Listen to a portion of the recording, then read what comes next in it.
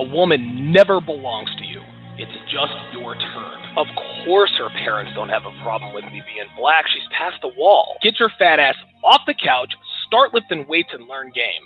You're welcome. So you got drunk at a frat party, then fucked the football team? You're not a rape victim, sweetheart. You're a slut. What's up, guys? It's your man, Donovan Sharpe, and welcome to TSR Sports Talk. It is Sunday, December 2nd, 2018. We are presented in part by 1821manmade.com, your one-stop shop for all of your beard grooming needs. They're not the cheapest out there, but they are the best for a reason. So if you want to step up your beard game, if you want people to take your beard game seriously, go to 1821manmade.com for all of your beard grooming needs. We are also brought to you by Happy Hippo Herbals. With Happy Hippo Herbals, Happy Hippo Cream will give you an elevated, it'll elevate your mood, increase your productivity, give you relaxed energy, all without the aid of caffeine. Go to happyhippoherbals.com now and save 20% when you pay with Bitcoin. That's happyhippoherbals.com. Happy Hippo Herbals is actually the reason why I am awake right now. I watched the Tyson Fury versus Deontay Wilder fight yesterday, then did a live stream afterwards, got maybe 5 hours of sleep, which is not a lot for a guy my age. And so I took Happy Hippo Herbals. I took Hyper Hippo, and that's the only reason why I am awake today. I, of course, am joined by my colleague, Doctore. Doctore, how you doing today, man? You, although not particularly great. You know, sometimes the circadian rhythms get knocked off because I've been working graveyards. But obviously, as I told you before, man, I'm making moves so that we can get, among other things, we can we can grow this endeavor that we have together. Yes. And those moves are starting to coalesce slowly but surely, but they're starting to advance. And I should have a computer really soon. Good. To be able to take this to the next level and do some other things. But yeah, I'm in the afterglow of that fight as well. You and I are both old enough. I'm just a little bit older than you, but we have most of the same frames of references, and we both remember the glory years of heavyweight boxing. A little bit of the 70s, but definitely the 90s. Yeah. And it was good to see for the first time in about 20 years, maybe 15 years, with Lennox Lewis fighting Tyson or Rahman, that a heavyweight fight actually meant something, that actually resonated outside the boxing bubble, outside the realm of the hardcore fan. That was very, very good to see. Two charismatic fighters, and they went to war last night. It was good to watch. They did, man. And you know, it's interesting. Of course, I did not know that my videos had ads on them. That's kind of weird. Give me a second here. Give me 1 second. I got my videos playing. Oh no, wait a minute. This is not what I want. I don't know why it's anyway. Yeah, so the Deontay Wilder. Yeah, I'm not really sure what's happening here, but give me 1 second. I don't want to violate any goddamn things, fucking fuckers. Yeah, I thought I was good to go there. I guess it's doing the whole reference videos and whatnot.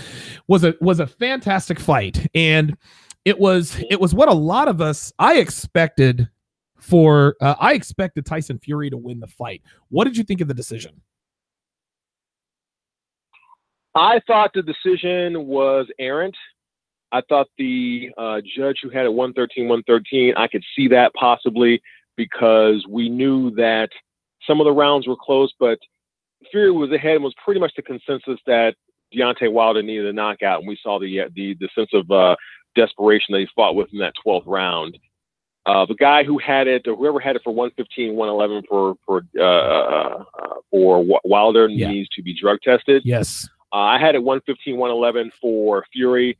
Out of the first 9 rounds, I only gave Wilder 1. Yep. He had his moments in the second. But Fury was cutting angles. He was controlling the mid-range. And Wilder was having problems closing distance. It's one of the first times, probably the first time, he was the smaller guy and not the longer guy. Yes. And Fury was taking advantage of the reach, and he's much more skilled technically than Wilder, was very much frustrating and wouldn't allow him to get up multiple shots. So I thought the decision was a bit errant.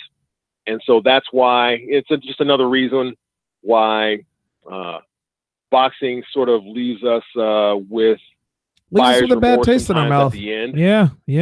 Once again, man, this is why people think boxing is fixed. Listen, man, and I did a and again, we'll get to other topics here in just a minute, but a lot of people think that boxing is fixed. Boxing is corrupted. Of course, we've had the Adelaide Bird situation on more than one occasion. She's probably in the Barbados sitting on a stack of cash right now, or at least a lot of people think. But Tyson Fury so obviously dominated Deontay Wilder. And anyone who thinks Deontay Wilder won that fight is watching with their emotions. In other words, you're a black man who wanted a black man to win the fight, and that's fine. But you can't watch it and judge it with your emotions. Or American, right. Tyson Fury dominated that fight from bell to bell. There was a 10-second stretch where he didn't dominate, and the Deontay Wilder power was on full. Dude, Deontay Wilder's right. He's got the best right hand in the boxing game right now. He didn't even catch Fury with the full breadth of his right hand. The right hand actually took him to the ground, didn't even take him all the way down. It was his left hook that floored him. When Fury was on the canvas in the 12th round, I thought it was over. I was like, oh my God, this son of a bitch pulled it off. This dude pulled out a miracle, pulled a rabbit out of his hat. Tyson Fury, I mean, God only knows how he summoned the strength to peel himself back up off the mat, and then subsequently hurt Wilder. I don't know, maybe a half a minute after that. It was a wonderful fight. The fact that the fight was a draw, again, speaks to the corruption and the inconsistencies of boxing. If they want fight fans to come back, they got to judge these fights correctly. I know Canelo Alvarez versus Triple G, that was a very close fight. Some people thought Triple G won, like myself. Others thought that Canelo won, like the judges. Okay, I can see that. This one, there was no doubt about it. And for any man who, and listen, you guys call me up if you disagree, 914-205-5356 on any of these topics. A lot of people have said, Doc Torrey, that, when Tyson Fury went down, it was a long count. That, listen, if you're using a long count as your excuse, if you're using a long count as an argument, okay, that your fighter won the fight, then your fighter was outboxed. Okay, Tyson Fury won the fight. Well, everybody, go ahead. Yeah, and boxers are actually schooled. The most talented ones, this is where the mistake that some MMA fighters make is when they get knocked down, they try to get up immediately while they're still woozy and they stumble around. Yep. A good boxer learns that if you get knocked down, take the full 10. Take at least your 4 count. Yes. You don't really start getting up until the 4 count. Right. So you get to about 4, then you start. Okay, let's get my faculties together. I hear the 5. I hear the 6. Okay, now I know what my name is. I know where I'm at. Yeah.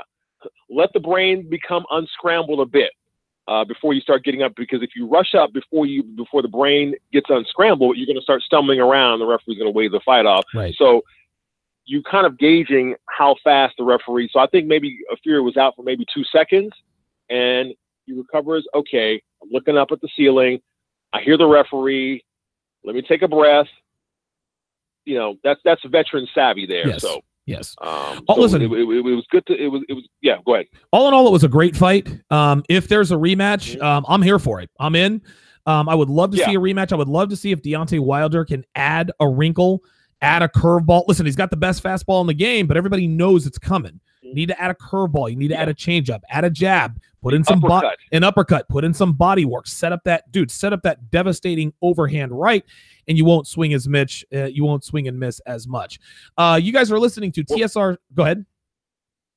Yeah. Before we move on, what we need is for him, Tyson Fury, and Anthony Joshua to each face each other at least twice, if not 3 times. Yes. We need a triumvirate. That's when boxing divisions are at their best. When there are 2 or 3 great fighters at the top of the division, and they're fighting at least once or twice, and these guys didn't actually have to wait until they were 38 or 39 years old. No. Right? One's 33, one's 30. They're in their physical prime. They can do this 2 or 3 more times and be at the top of their game. I look forward to it. I'm a quiver with anticipation. That's what 2019 holds with Anthony Joshua as well. Excellent. Very, very well said. On that note, we're going to move on from the Fury Wilder controversial match, and we're going to give a little bit of an Urban Meyer update.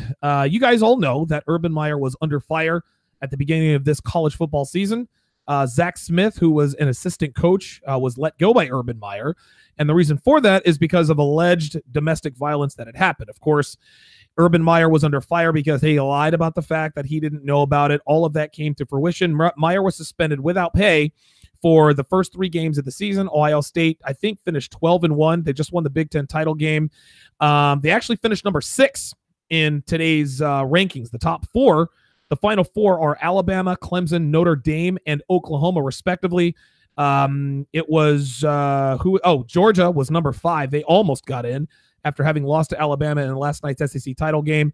And then, of course, Ohio State rounds out the top 6 at number 6. What update do you have for my audience in terms of this Urban Meyer situation? What's going on there? It's not a huge update, but I'm actually been in contact and doing I'm an old recovering journalist, and sometimes somebody who actually used to work in the profession when it was actually lucrative has to do some of these young bucks can't do, or not even young bucks, the folks that call themselves journalists today. Young bucks. And I'm not going to digress on that, but what you do is you call the source and start asking questions. And the question that we raised in the last episode is, why was Shelley Meyer not disciplined, or was she disciplined? Shelley Meyer being Urban Meyer's wife. Right. Now, we know for a fact that she received the text, not Urban Meyer. So we're making, by extension, a presumption, a leap of faith, that she told him, Urban Meyer, and maybe she was being a firewall between them. Maybe she did, maybe she didn't. However, what we do know is that as a member of the nursing faculty and adjunct instructor, she has higher standards for reporting and victim safety than a football coach, just by virtue of her profession. For example, if this was a child, a nurse is a mandatory reporter. They have to call police. Right. So there's something when it comes to ethics that is similar when it comes to victims of domestic violence, because they're the first ones who see them when they come into the hospital. So what I did is I called the HR, and I'm not going to reveal the name. I've told you the name of the HR person. Right. I put in a call with the HR and asked, is there a code of ethics? I saw something online about a code of ethics, but I don't know if it's the one that governs them. Is there a code of ethics or code of conduct that governs nurses in general, and specifically those of the faculty at Ohio State University? I have not heard back, so I want to give this woman a chance to give me a call back, and I'll go ahead and follow up with an email as well. But it's something that we in the sphere, being that I'm one of the first people who ever related these issues on the sports level to the manosphere and from a red pill perspective, I owe it to the sphere and to my fellow travelers to pursue this when the rest of the media wants to go with the boilerplate of, if a woman was harmed, any man that was around is supposed to, quote unquote, handle it correctly. So so I'm going to move forward and see if there's a woman that is held to her standards or not. But I don't know what the answer is. I can't, so I have to be fair. But we will wait on that.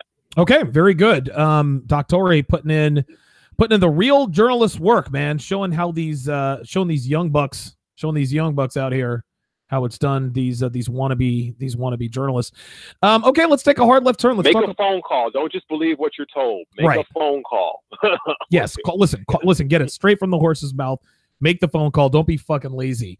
Let's get to the topic at hand, man. Kareem Hunt was shockingly released by the Kansas City Chiefs. I think it was a couple of days ago, in light of TMZ releasing a hotel video of him being in an altercation with a woman or women. He's seen sort of arm wrestling with a woman. He swung his leg, happened to kick the woman. According to the Kansas City Chiefs, the reason why they released Kareem Hunt is, of course, because he was dishonest with them. Apparently, he told them what they saw in the video was not what he told them had happened. I don't believe the Kansas City Chiefs. I think the Kansas City Chiefs released Kareem Hunt, as talented as he is, and he is going to get picked up. He's not Ray Rice. He ain't past his prime. Kareem Hunt's one of the best running backs in the NFL. They released him because they were afraid of the media firestorm, the whole presumption of guilt before innocence. We'll get into Reuben Foster and Terrence Williams here in just a little bit. What can you tell us about the Kareem Hunt situation? Well, let's start with the facts. It was at a hotel, and it was about 3 o'clock in the morning. And we know what happens at 3 o'clock in the morning at hotels. You might have a group of friends, hangers-on, or it just might be a couple of girls or one girl with a player, right? Right, about to run a train. Kareem Hunt has a girlfriend, yeah. So Kareem Hunt has a girlfriend. He was hanging out with some friends, both male and female. And I think maybe his girlfriend or some other friends were there with him. This young lady, apparently from both sides, Kareem Hunt told her, "Hey, why don't you?" I guess his boy was trying to holler at her, and she wouldn't give him no play. So it's like the old song by FU2, "No head, no backstage pass," right? Straight up. You know? Or what are you here for? Or it ain't no fun if the homies can't have none. Right. Exactly. Exactly. So she was told to leave, and that's when things started to get a little bit funky.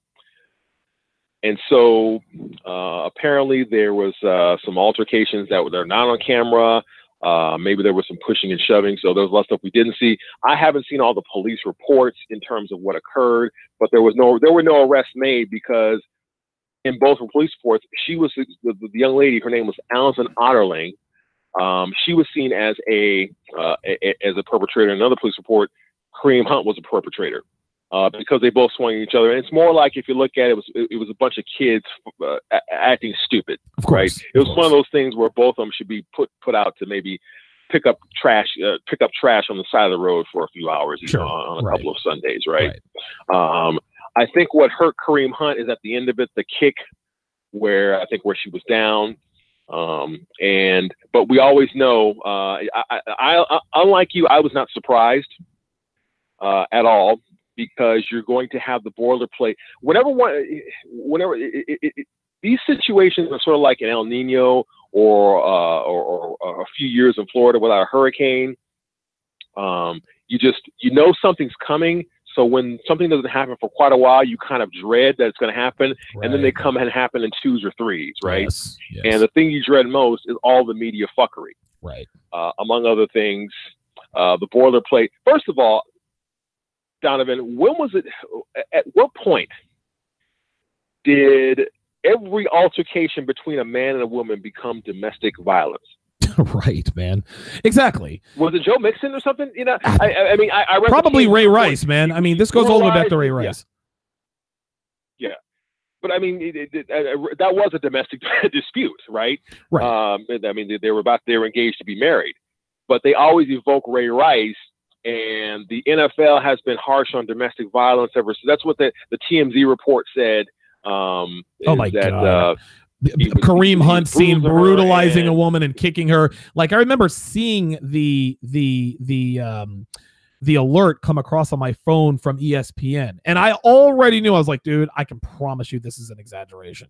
I was like, I can promise you this is an exaggeration. Like, Kareem Hunt is going to be seen curb stomping a woman on the camera. Come on, man. Like, that's not how it is, but they over-exaggerate these things to pollute the jury pool. That's why they do this. And again, the court of public opinion, the court of public opinion is what runs the NFL. It's not the court of law. Yeah. So I think at the end, and this is why I'm not surprised, I think the kick at the end is what fucked him. Yeah. And another thing is regarding what occurred within the room. He didn't observe the common manosphere dictum: always be recording or always be courting. Either ABR or ABC, whatever you want to say. Always be courting. Okay. When you have a bunch of people with phones, once a woman starts acting a fool, somebody's got to have their phone at the ready. That's right. Right. And I think this is where. Not to jump ahead, I think this is where Terrence, and also we also had friends who didn't intervene and get her out of there soon enough. Or if they did, Kareem Hunt kind of got over emotional. He should have said, "Bitch, get your ass, get this, cancel this bitch, get her the fuck out of here." Yeah. And he should have gone to the other side of the room. And that's when, if I'm Kareem Hunt's friend, like, I've been to prison, so if I got a friend as an NFL player, I'll grab the chick and pull her out, because the worst they can do to me is send me to jail for a couple of hours. I'm not going to lose my job. Right.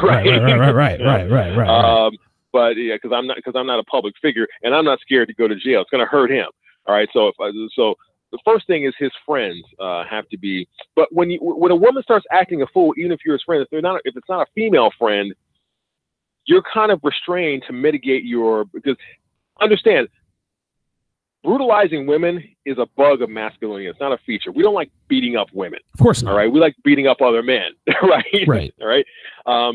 And particularly women in our society, regardless of what the feminists will tell you, patriarchy at its core protects women from being slaves, from the elements, from being attacked by wild animals. It's in our evolutionary hardware. So when a woman starts acting a fool, women know that they can go a lot farther than a man can. So maybe there were some men that were hesitant, particularly with a white girl in the room, if she's being entitled and saying, I don't want to go and I don't want to leave. It's the law of unintended consequences. They know that at any point, if you touch her, that's it. It's a wrap. There could be a problem. Yep. Right. So yeah, she didn't remove herself. She didn't remove herself from the situation. Yeah. And Hogan Red Pill in the chat says she knew what she was doing. She wanted a payout. Right. Like, again, women know that in this situation, they hold all the cards. And again, once again, the woman is seen swinging at him like, dude, you're assaulting a man, right? Well, Kareem Hunt is not swinging at this bitch if she doesn't swing on him first. Now, yeah, he came back and kicked her and this and that. Hang on a second. And this, that, and the third. But the fact of the matter is women hold all the cards in these situations. Yeah. And to bring it back full circle, and obviously I want to relate all these three situations together.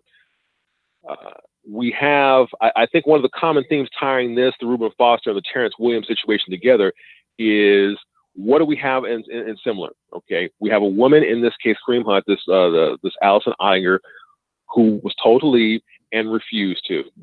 We had Tiffany Thompson showing up at Ezekiel Elliott's hotels and places where he's supposed to be and forcing altercation. We had last year, 2 years ago, Javon Robinson, a player from Auburn. A girl was in his room and he told her to leave, and she refused to, and he physically escorted her out, and he was dismissed from the team. So in Terrence Williams, we have this Melissa Zavala, this Instagram model with some funny looking eyes. I mean, just very right.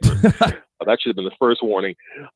And shout out to Jada Black. He brought that to our attention, to my attention, because I hadn't heard about that. So she wanted to leave, and she kind of told on herself because she started recording the situation herself. There you go. And why would she do that? But what we have is a commonality of women feeling entitled to be in a man's space. That's right. I can kick you out, but you can't kick me out. What you fuck you? Oh, you want me to leave? What the fuck you gonna do? You ain't gonna do shit. Right. I can stay here all the fuck I want to. Right. Only to escalate and get you to pop off and do something stupid. And then listen, again, once a woman starts getting out of pocket, dude. And again, I put a lot of this on Kareem's homeboys. Kareem's homeboys should have just closed ranks around him. Look, man, get the fuck out of here. Kareem, we're going to surround you. You got more to lose than we do. Let's get you the fuck out of here. Tackle him and punch him in the face if you have to. Yeah, dude, something, because he was probably drunk or fucked up or something. It's 3 o'clock in the morning, right? Like, this is just how it is. Unfortunately, Kareem Hunt, he acted foolishly, and he had his homeboys around him that did not act in his best interest. That's what this comes down to. So in the end, what do you think is going to happen with Kareem Hunt? So he's released by the Kansas City Chiefs. He's on the commissioner's exempt list. He's not going to play again this season. He's released by the Chiefs. So listen, I think he's going to get picked up somewhere. He's only a second-year guy. He's one of the best running backs in the league. Yeah. Somebody's going to give him a chance, and we'll get to the Reuben Foster thing here in a minute because he was just picked up by the Redskins. We'll talk about him in a minute. But whoever decides to pick up Kareem Hunt, once again, it's going to be the same old.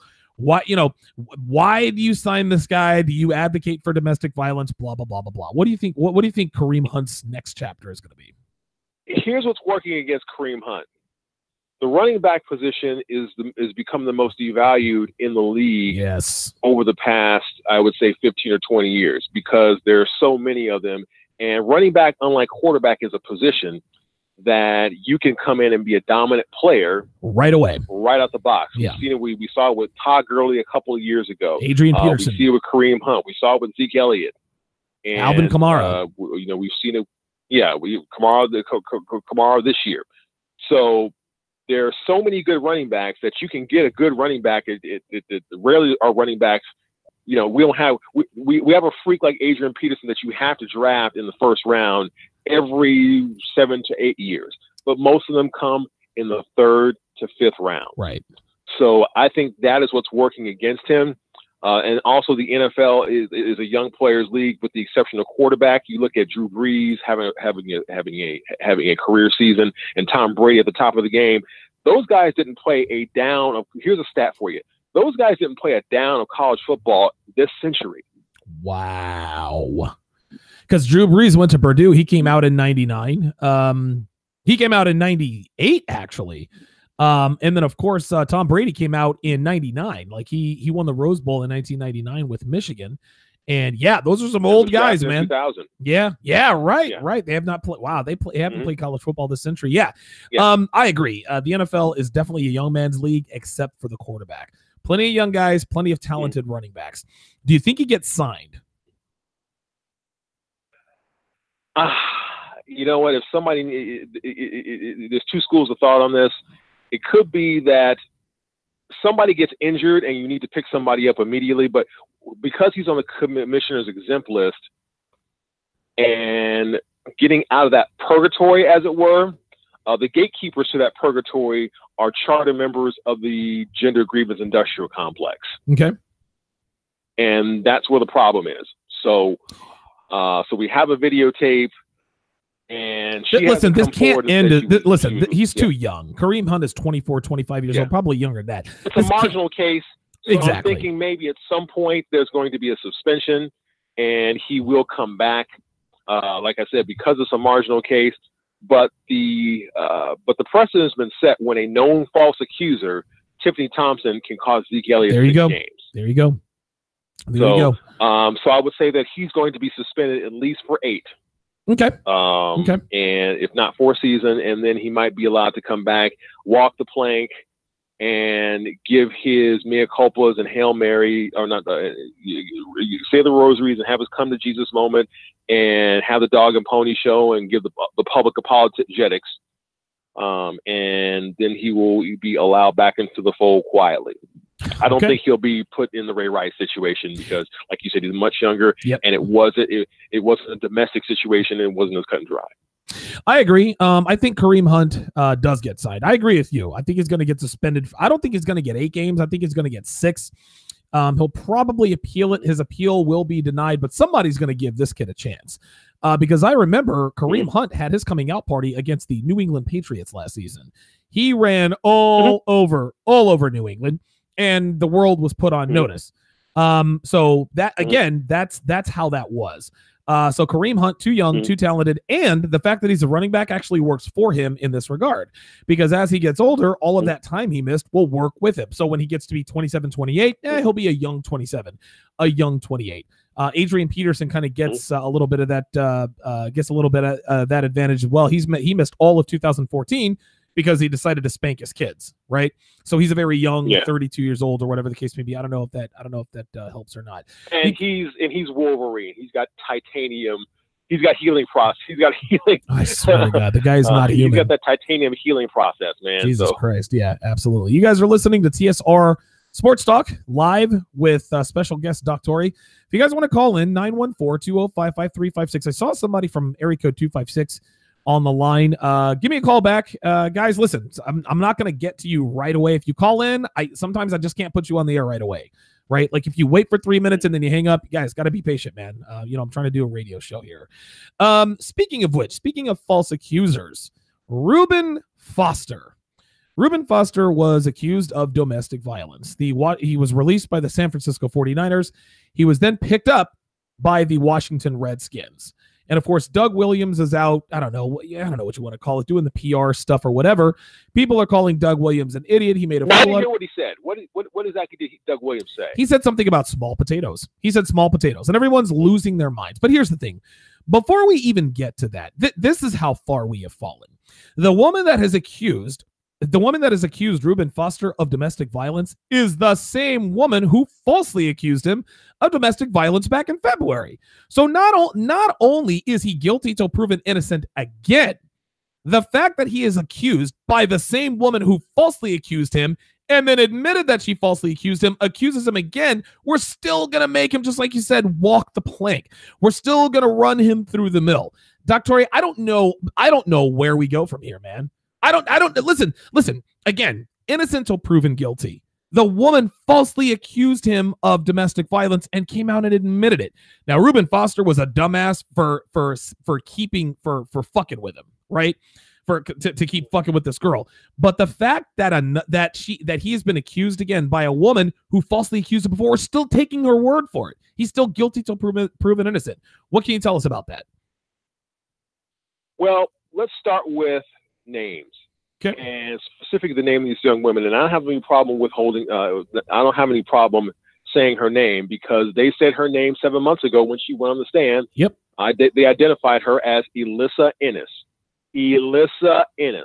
Right. Elissa Ennis. That is her name, Elissa Ennis. Now, the reason I have a problem speaking her name out loud and not rape shielding her like she's some kind of child sexual assault victim, right, is because she's committed at least one crime in the last year. Now, what do I mean by that? Well, she accused Reuben Foster of punching her, dragging her down a flight of stairs. You got the article in front of you. I'm not looking at it, but I did direct you to it, among other things. And then later, she didn't just recant to the police. She didn't just call them the next day. She actually went on the stand and said, under oath, not only did I deny were these allegations not true, here is why I levied them against him.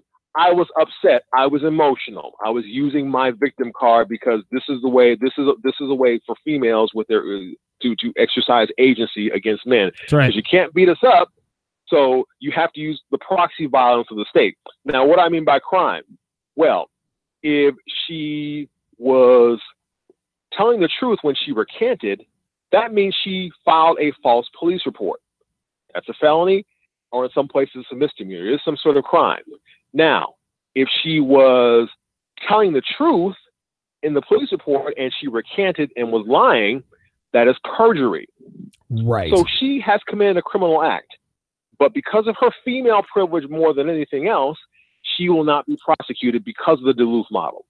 So I've got no problem with speaking her name because, like you said, she's already been a known false accuser. Now, I love the posturing, the media fuckery that they're not going to say her. They're going to make a dog and pony show of not saying her name. Oh, they're yes. going to virtue signal by not saying her name after identifying her several months ago. And it's like, I have no problem with you putting Reuben Foster on the microscope because he may well have punched her or smacked her or pushed her around. But the fact that what happened 8 months ago is not part of the conversation. Michael Eaves, when he reported it, I remember when it first came across the wire, Michael Eaves reported on ESPN, he says, it was dropped because of no evidence. And I want to call Michael Eaves up and tell him, hey, brother, I fixed your headline for him. It was dropped because she went on the – no evidence means she doesn't want to press charges. Right. We don't have enough probable cause. When somebody says, this is why I levied this false allegation on the stand before a judge, a prosecutor, and the defendant, that is not lack of evidence. That's being intellectually dishonest and whitewashing the facts. That is fake news. Yes, that is fake fucking news. And that is what's most frustrating. If you were bringing up Reuben Foster within the context of everything and giving him a fair hearing, now, to be fair, like Jeremy Sharpe, if you were going to say, hey, to be fair, she levied this allegation and she said it was a lie. So we have to wait and see because her credibility is no, you have to say that you are, everybody's got the same line, Clinton Yates and Sarah Spain and all the men that are neutered on ESPN have to voice the same line. Yes. How the hell does the Washington Redskins do this and that and the third? They won't even mention there's no context to it. And that's what's more frustrating than anything else. The gender grievance boilerplate. Now, to the point, what you were saying is, when I texted you about this, Donovan, the first thing and I said something about this young lady because we hadn't confirmed that it was the same young lady at the point. Right. We since confirmed it, right? And that's the rumor. I said, Donovan, that's the rumor. He's like, and the first thing you said was, you texted back to me. You remember what you said? You said, he's still fucking with her? Right? And that is the red pill lens, right? Right. What on God's green earth Ruben, what are you doing, dude? What are you doing, was he on in an on-again relationship with her again? Like, what are you doing, man? He should have a restraining order on her. Unbelievable, man. Unfucking believable. Yeah. Real quick, I'm going to read this headline, then we're going to get to the phone line here. Going to get to the phone lines here. It says, hang on one second. Damn. Okay, so the report from Saturday's arrest stated that, quote, Foster slapped her phone out of her hand, pushed her in the chest area, and slapped her with an open hand on the left side of her face. Officers observed a 1-inch scratch on the victim's left collarbone. So you arrested him based on a 1-inch scratch on the victim's left collarbone. Okay. This is a false domestic violence accuser, and you're gonna arrest him based on that. You want to know what? You want to know they gave themselves away here. He was released on $2,000 bail. $2,000. Listen, Dr. A, listen. I've been arrested many times.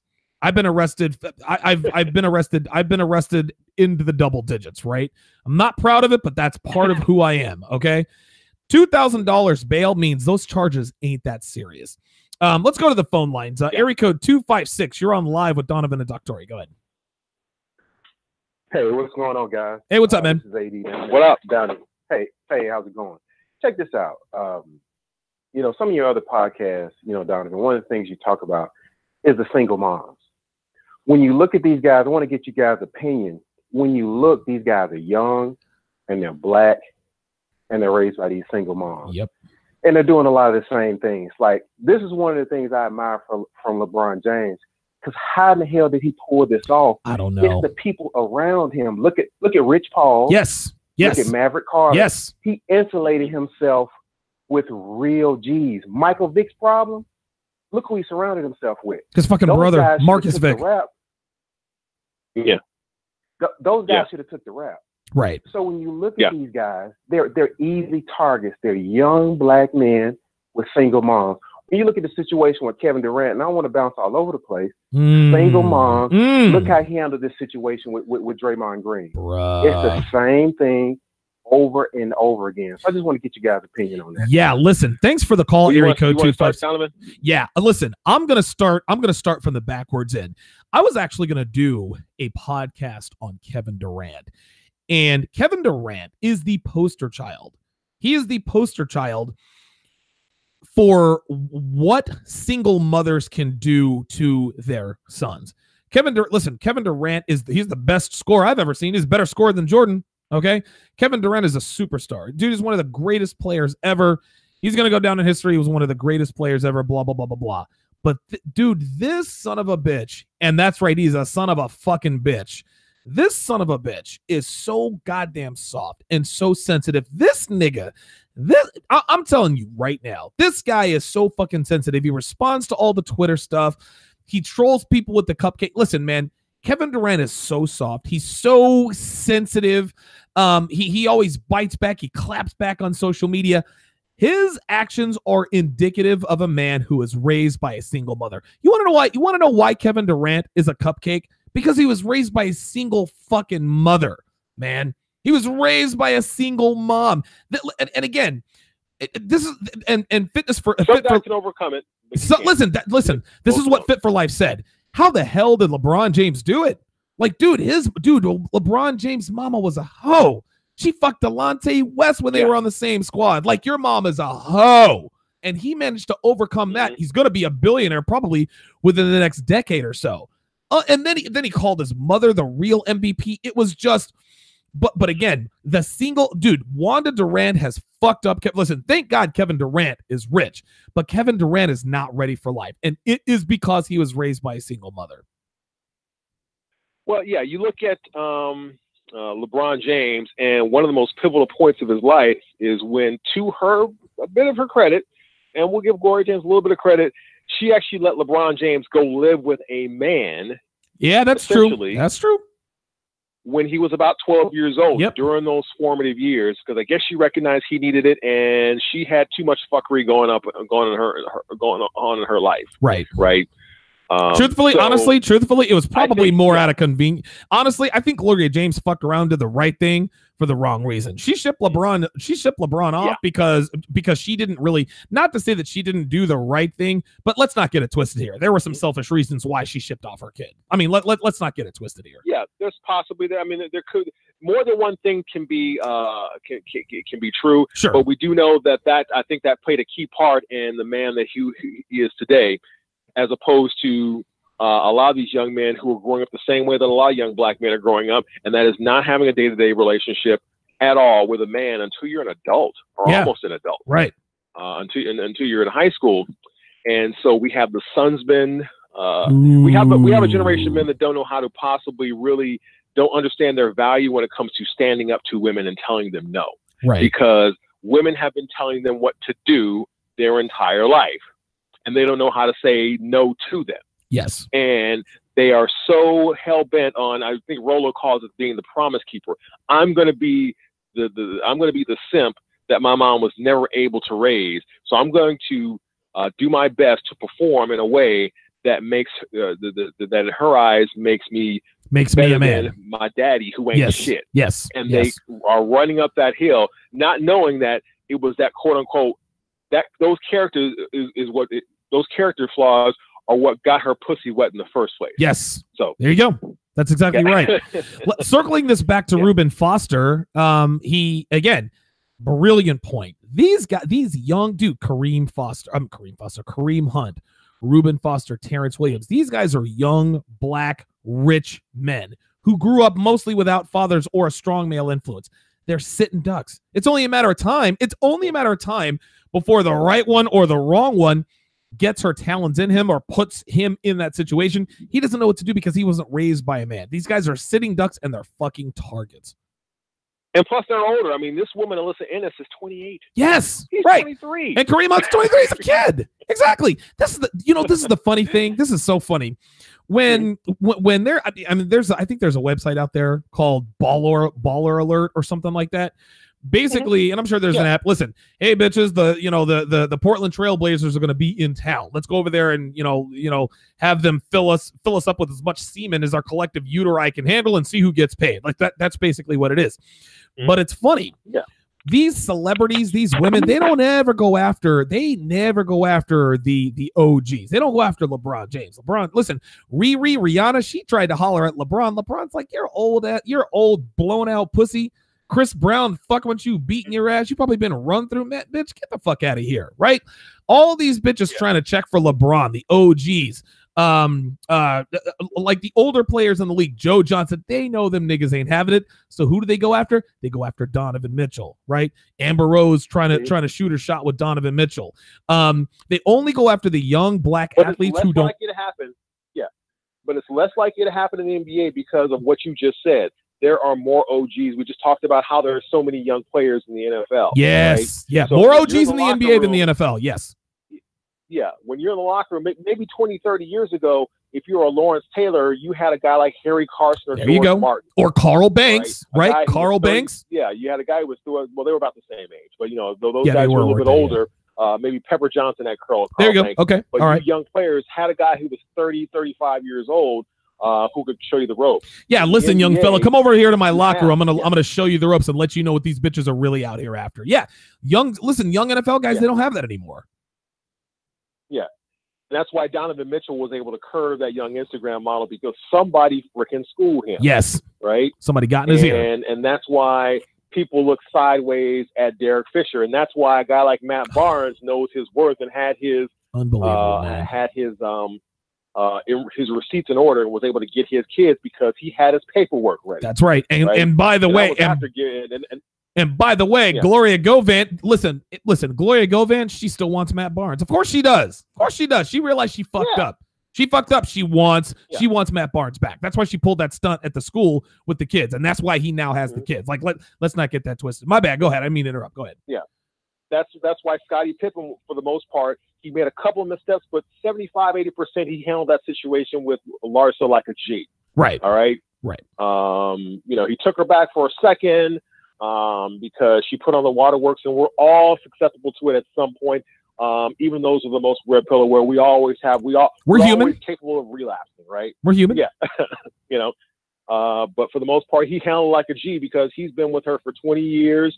And she kept herself fly for 20 years and out of the public eye.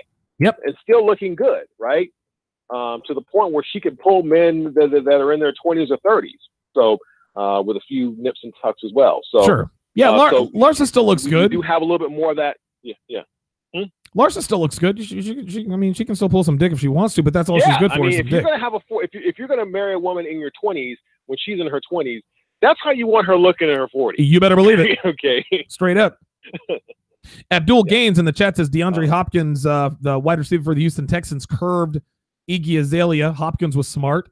Listen, when young black professional athletes have the foresight and the wherewithal to curb these fucking Instagram hoes, to curb these celebra sluts, dude, Doctori, listen, man, it is 100% of the time.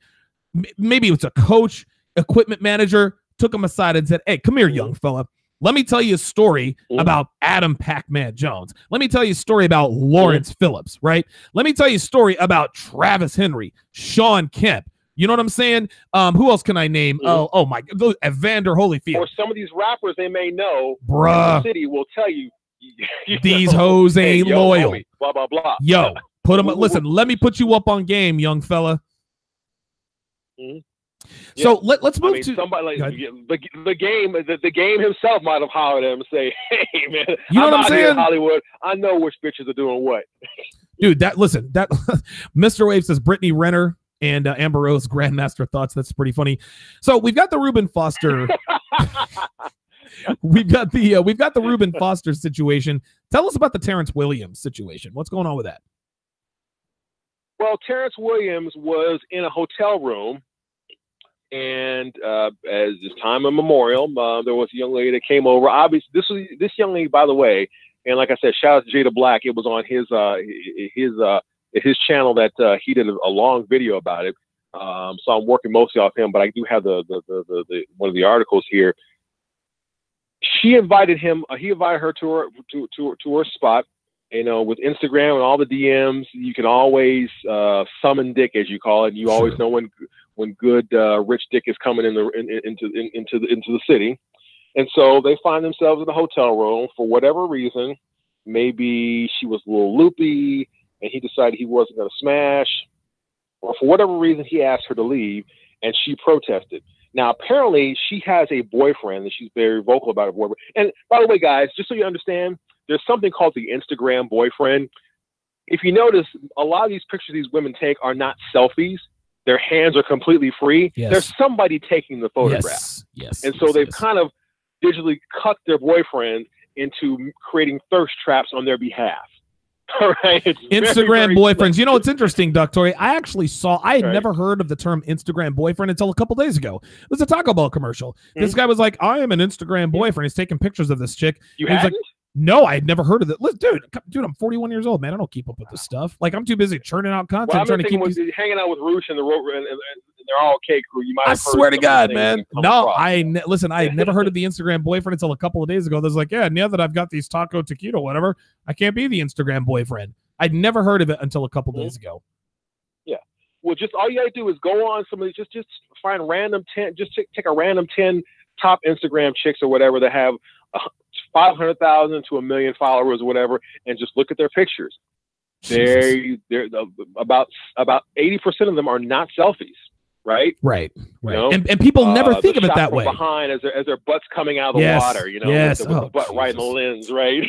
Break, dude. You know? I don't know. I don't know. Maybe I think I'm just impervious to that. Listen, don't get me wrong. I love the female form just as much as everybody else. Oh yeah, I love watching it. I mean, but I just don't I don't follow stuff like that. You know what I'm saying? Like, I don't follow that. I don't like I had to open up a new Facebook account because my first I'm in 30-day jail on that one, and I'm getting all of these Facebook friend requests from these fucking internet hoes. And I'm like, dude, like, I just don't have the time.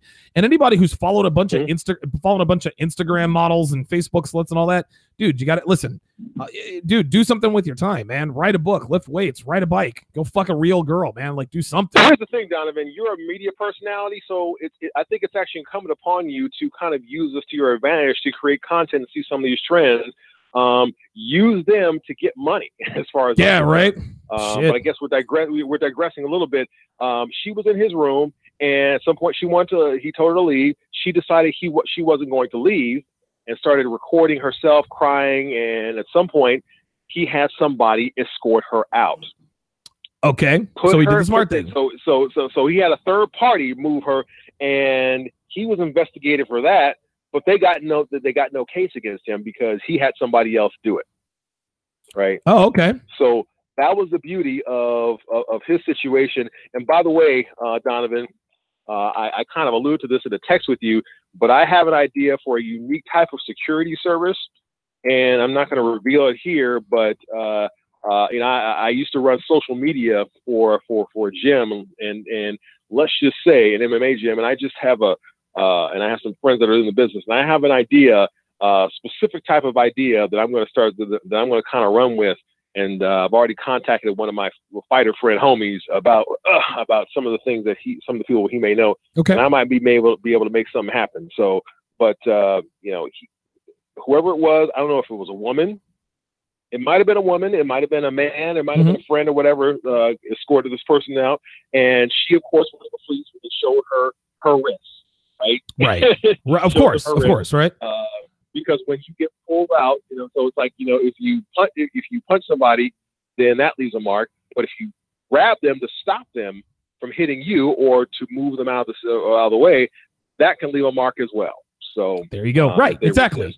Listen, there are defensive wounds. Guess what? There are also offensive moves, right? Like if you swing and miss or he defends himself, he can.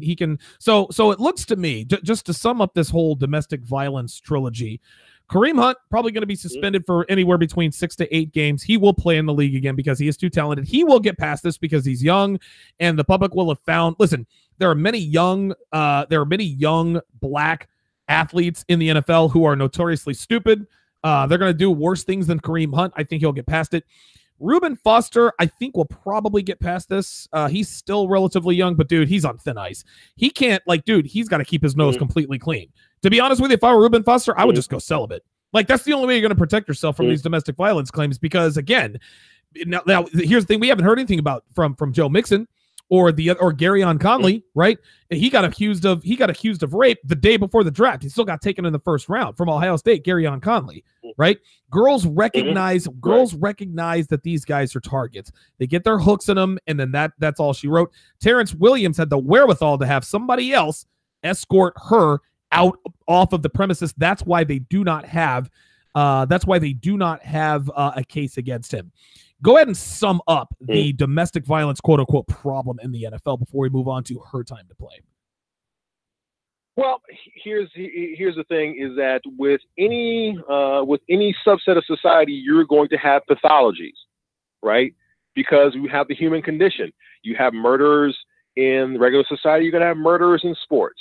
You have cheaters in the rest of society. You have cheaters in sports. You're gonna have drug addicts in the rest of society. You have drug in sports. You're gonna have abusers in here. But I think it's sort of tamped down. I think with the ESPN, I think there was a little bit of gender grievance fatigue, and people recognizing that you can't beat down men by saying that every domestic violence allegation against an individual is a referendum on masculinity and male society. That's your entire freaking audience. There you go. And I think they've sort of gotten away with it. I think the news cycle on these things are shorter. However, I think that's also there still needs to be. There's still been an I think it's also because within the institution, the NFL and these leagues, there has been an insinuation in terms of they've been assimilated to a large extent, and that's still troubling, and there's still a lot of work to do. Yes, there is. I haven't really heard much from the rookie symposium. I remember there used to be a rookie symposium. I don't know if they're still doing that. Of course, Herman Edwards famously said during the rookie symposium, don't press send. Now at this point, listen, there are much more serious issues at play now. And somebody said don't swipe right. No, right. Don't swipe right. Yeah. Somebody says get a hooker. Got a couple of questions here. Really good questions from the audience. Archie Archibald says, do you think doing STEM is superior to doing something in the art? Will it make you more logical and powerful? I don't know. I can't really answer that because I'm not in STEM, but I will say this. You're a man, so you're already going to be logical. If you're looking to do something in the arts, I suppose you'll be a little bit more emotional, but as a man, you have the automatic ability to be logical and rational. I don't know if you're looking to become more logical and powerful. Whatever the case may be, I don't know. The answer is probably yes. I wouldn't know. What do you think, Dr. A, in terms of STEM? I think you need to do it. I think you need to be well-rounded. Remember, some of the greatest being good at math actually correlates to being good in music because you have to understand musical scales, 4 and 4, scales, 8 bars, whatever. So there's a lot of mathematics in there. So, I think 90 seconds. Don't pay attention being to in the arts, particularly the liberal arts, you learn how to be logical and reason and engage in Socratic dialogue, which, when you have Socratic dialogue that requires evidence, feminists will call that mansplaining or whatnot. Course, but exactly. I think you should be a well-rounded human being and pursue as much as you can. We've got too compartmentalized, particularly with young boys. I think in a young black boy, nigga boxes too much. Right. And so, in sports, everybody's playing basketball and football, while on the girls' side, we have Simone Biles, Serena Williams, and everybody, and Beyonce. So I think we need to teach boys that we need to get back to where boys can think that that the world is their oyster. So being a guitarist, is not mutually exclusive to being an engineer, is not mutually exclusive to being a dancer. Moving your hips is not unmasculine. It means you got skills. Right. Man. So, yeah. Okay. Yeah. Good answer. Let's move on and don't pay attention to the Blog Talk Radio lady. It just means they have 30 more seconds to call in. But you'll be able to, obviously you and I can stay and converse here. Her time to play. Doctore, tell us about her time to play. This is a fucking abject I'd disaster. like you to read. I like you to read that bit of agitprop. Right, give me 1 second. Her time to your play. inimitable voice, man. Yeah, for whatever reason I couldn't find the. Okay, so her time to play at NBA.com. All right, let's see. Okay, so I'm actually because I have a couple of statistics. I'm going to go on the facts first, and then I'm going to go on some of the bigger issues as well, the broader issues. Okay, if I'm on the wrong thing, let me know. It says Her Time to Play is a national grassroots initiative created by the WNBA and NBA to inspire the next generation of girls ages 7 through 14 to play basketball in a positive and healthy way. Through sports, girls learn. You're on the right article. Okay.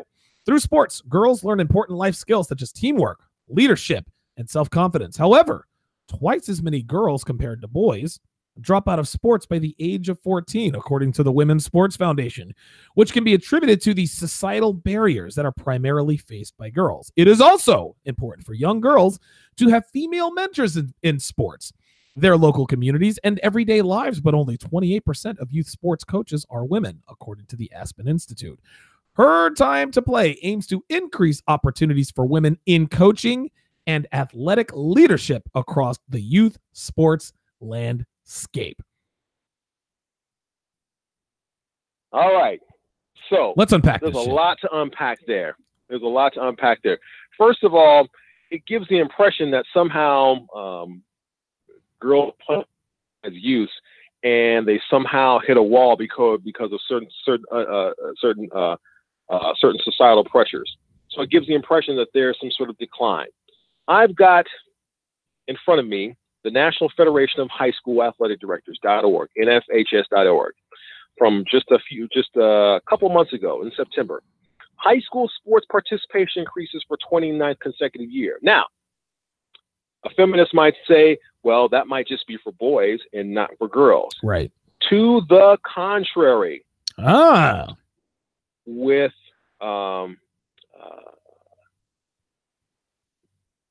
girls sports actually went up as well, with 6,000 additional participants among boys. I'm sorry.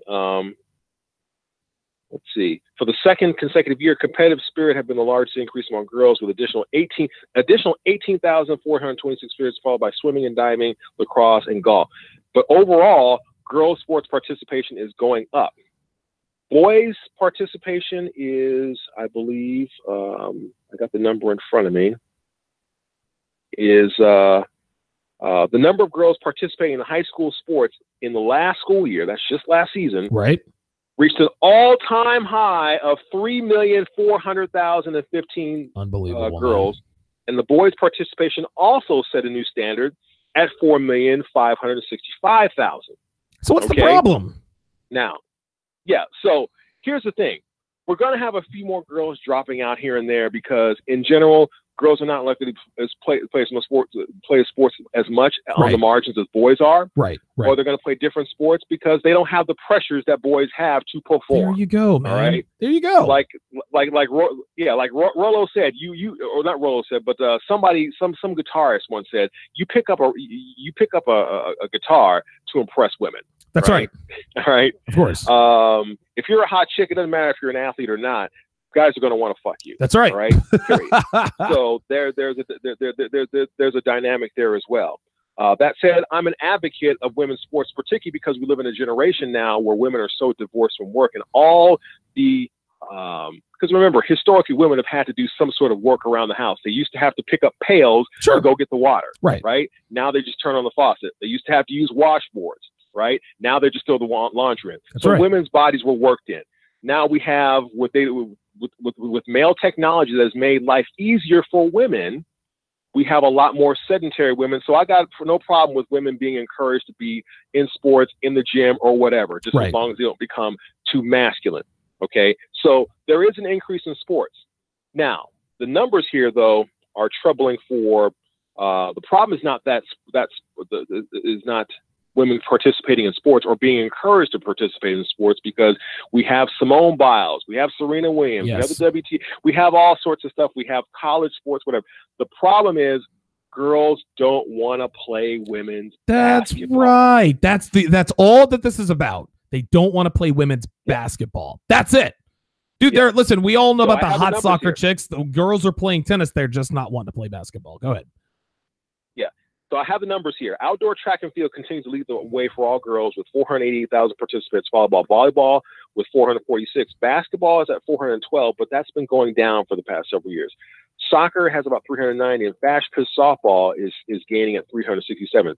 So there was an article I sent you yesterday, and there was a young lady named Haley McCorkle, and she said, look, one of the reasons why I went with volleyball instead of basketball is it allows you to be a girl. I can wear my hair long. Right. I can wear tassels. Yep. I can wear ribbons. Yep. There you go. Right. I can do chants. And I don't have to rub up against sweaty bodies for 48 minutes or for 35 minutes. Right. You know, because women don't like to rub up against sweat a lot.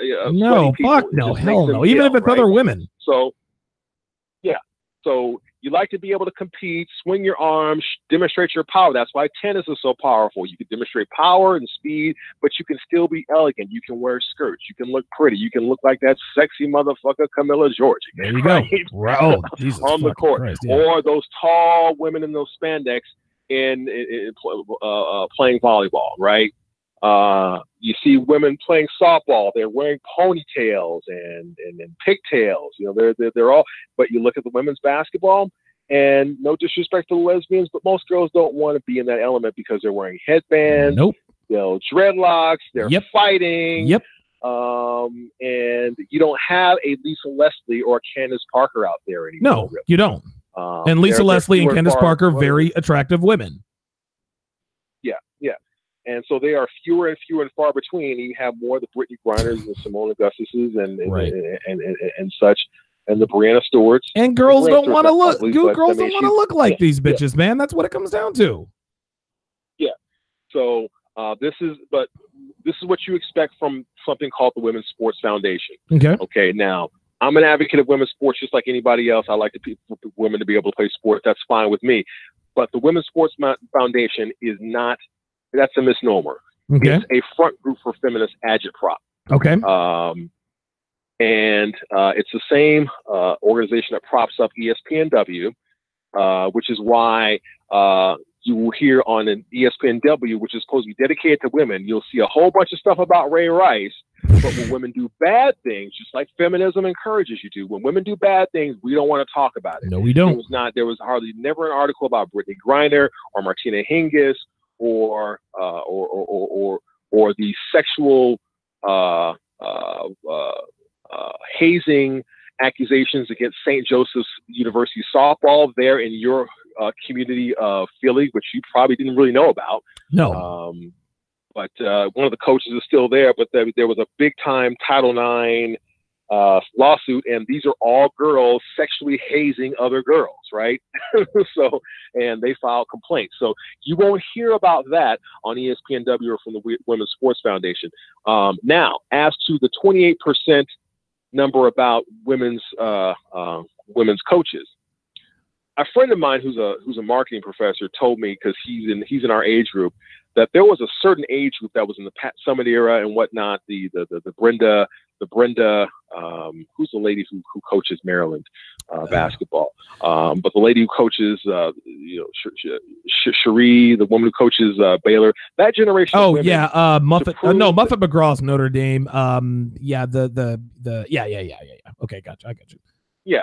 But there's a certain generation of women that want to demonstrate that they didn't want to be treated any different in terms of being on their grind, so they sacrificed having children until later, right? Right. But this generation of women don't want to sacrifice that, and that is what it requires to be a coach, right? Sure. Wendy Parker, who's an excellent journalist, she's been a women's basketball advocate and journalist for about 30 some odd years. Just a general journalist, but she's an advocate. She's covered a lot of women's basketball.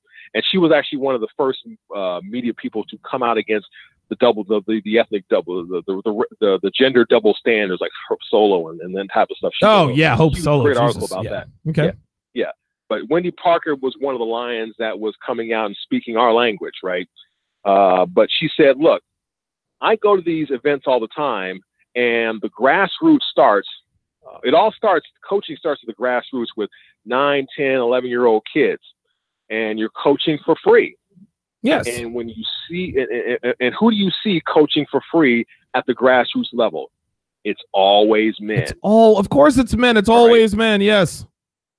Yeah. Yeah. The women want to be able to get those positions coming right out of college. Yes. Right. Without putting in any sort of work. They don't work their way up the pipeline as much as the men do. And that's why on the back end, they have a lot more experience. Now, look, there are some men that get jobs without having to go through the pipeline. Steve Kerr is one of them, but Steve Kerr has been. Steve Kerr put in work, bruh. Right. Listen. Yeah, Steve Kerr didn't go through the pipeline, but guess what? It seems to have worked out for Golden State. I would say. I think that worked out. Yeah. Well, he would. Yeah, but he was also associated with the sport. Dude, Phil Jackson, Michael Jordan, he won titles. Of course, he had the pedigree. He had the championship pedigree. Of course, he did. Yeah. So there are exceptions to every rule. So. But you're not going to see, we look at it, for example, with tennis, where everybody's an independent contractor. You get somebody like Kim Clijsters or Justine Henry or whatever, after traveling in what is the equivalent of high school, because you have the same age cohort for 10 or 15 years. Mm-hmm. After by age 30, 31, man, you don't want to be traveling around the world anymore if you're a woman. No, you want to be sitting at home. Yeah, you want to be at home. I have no doubt that Justine Henin would make a great coach, but Kim Clijsters would make a great coach. Yes, but that doesn't mean they want to. Hang out for a while. Yeah, doesn't mean they want to. Before the eggs dry up, right? Unbelievable. Now when they turn 40, like we look at someone like Lindsay Davenport, who's been a great coach for Madison Keys, and she's the reason Madison Keys got better. Lindsay Davenport became a coach when her kids were about 10 or 11 or 12. Yes. Yeah. Right. Her kids are not toddlers anymore. Yeah, exactly. So, and then she kind of moved away for a couple of years, the last couple of years, because she wanted to get back to raising him towards the back end. So she's only with Madison at the majors. So, right. women like that life balance that men don't need. We need to have that singular-minded focus. So there it is. It's just feminist agitprop, but it's just another example of the gender grievance industrial complex. It's not as severe and as malignant in the NBA because it's in the form of something that's quote unquote uplifting, the same way the Lean In campaign was with Sheryl Sandberg. Yes, of course. Right. But it's still trying to insinuate sort of feminist agitprop into the consciousness of the buying public. Not only that, I think you hit the nail on the head. The bottom line is that little girls don't want to. Here's the bottom line, Dr. A. Girls don't want to play basketball because they want to be girls. And basketball, women feel that basketball is the best sport in which they can infiltrate the male space because it looks like, and it's funny, everyone thinks Becky Hammond is going to be she's going to be the very first NBA head coach, right? And there was an article, it was actually quite a funny article. I think you're the one that sent it to me. One NBA player said, listen, Becky Hammond couldn't be a coach in the NBA, or hot women can't be coaches in the NBA because everyone's going to try to fuck her. I actually think it was Devin who sent it to me. Becky Hammond is a relatively attractive woman, at least more attractive than most WNBA players. And I remember seeing the picture in the articles, like she's sitting on the sideline. She's got these red strappy heels on. She's got this blazer with this lacy top on and a choker. It's like she looks like a slut. Her players are going to want to fuck her. But she was a smoke show when she was younger, man. Yes, she was. Top 5 of WNBA players. Yes, she was. And for that reason, listen, she's going to be like, okay, guys, we're going to run the 2-3 zone. And yes, DeAndre. Yeah, coach. I just want to know, did you get my text last night? Like, that's the kind of shit that's going to be happening. Becky Hammond is not going to. There will never. Becky Hammond, I think it's going to be a little bit different. I will have to diverge from you a little bit on Becky Hammond's individually. I hope she does. I hope she becomes a coach because that will be an abject disaster, dude. That's going to be a dumpster fire. I can't wait. Oh my god. I'm not sure because she actually at the G League level won a championship. And that's where a lot of coaches, my good friend Joseph Blair is actually he's become the head coach for the Vipers that's affiliated with the Houston Rockets just a few months ago. That's where a lot of coaches put in their work, and apparently, she's been that person like an Eric Spoelstra that's been on her grind. Right. Yeah. So Eric Spoelstra started off as the audio video guy and getting the respect.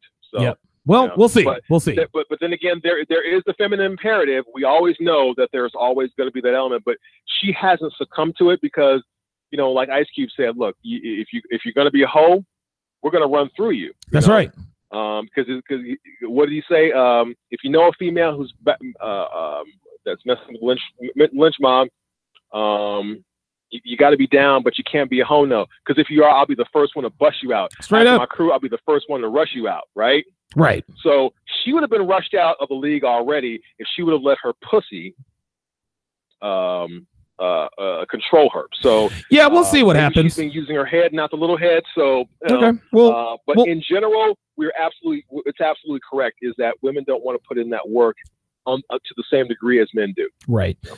Yeah, I want to see Becky Hammond become the very first female NBA coach because I think that's going to be a dumpster fire. As we draw this thing to a close, I've got to do Snow Bunny Sundays at 8:00 with Solo TV 84 and Xanatos Clutch. And then I've got a consultation at 5:00, so I had to draw this thing to a close here. Let's talk about the Floyd Mayweather custody situation. What's going on with Money Mayweather and the kids? Well, just a few months. He's got a son that's 17 years old. I think it might be his eldest. Okay. The son's name is Zion, and Zion was conceived and birthed when he was with Josie Parker. Okay. The woman he was accused of, I think, beating up. Yeah, one of the women in 2010, right? And he did that. So I mean, she was messing with C.J. Parker. We know the story. Conor McGregor trolled him about it and such. So he's living with his mother in Southern California. And he was about to start his senior year in high school, or had just started his senior year in high school. Floyd obviously lives not very far away in Las Vegas. Okay. That's his home base. For some reason or another, Zion packed up his bags and left the house. And he went to live with his dad. Said, I'm not trying to be with this. I'm not trying to be with this bitch anymore. I'm going to be with Rich Dad in Vegas. Yeah.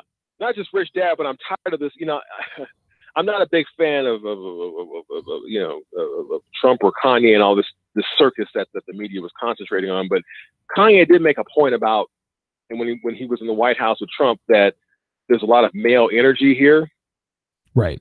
And he didn't get a lot of male energy when he was growing up. It gets back to the single mom thing. Even though Kanye wasn't a total, his household wasn't a total single mom household. It was partial. Part of his life was without his dad, but it was mostly the women in the household. So, so he's probably getting one side of it.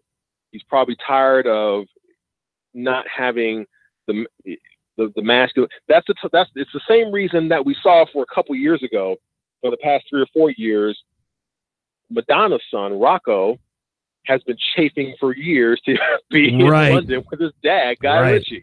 Right, of course. From the time he was 14, from the time when you become a man, when there's no more neoteny, when puberty starts to hit, when you start getting short and curlies and having those desires, and you need to know what it's like to apply your masculine energy, and you start chafing around, even it's like a paradox.